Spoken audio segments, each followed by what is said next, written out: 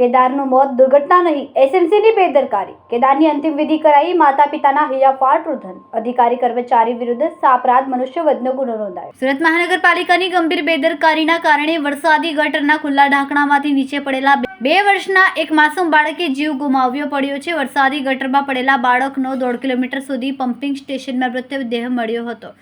મૃતદેહ સ્વિમેરમાં લઈ જવાતા પરિવારે કસૂરવાર અધિકારીઓ સામે પગલાં ન લેવાય ત્યાં સુધી પોસ્ટમોર્ટમ કરાવવા અને મૃતદેહ સ્વીકારવા ઇનકાર કર્યો હતો.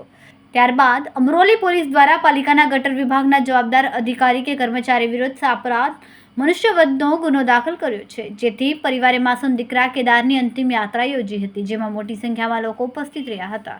સાથે જ અંતિમ યાત્રામાં પરિવારના રુદનથી શોકમય માહોલ સર્જાયો હતો.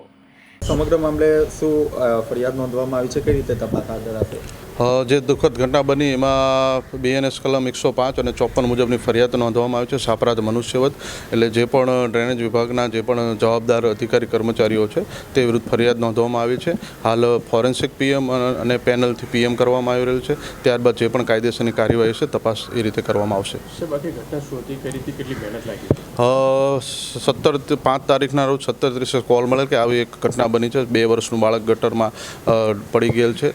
તાત્કાલિક ફાયર બ્રિગેડ, પોલીસ જવાનો અને અન્ય તંત્ર કામે લાગેલું અને ગઈકાલે NDRFની ટીમ બોલાવવામાં આવેલ અને 2 વાગ્યાની આસપાસ મૃત્યુ મળી આવેલ.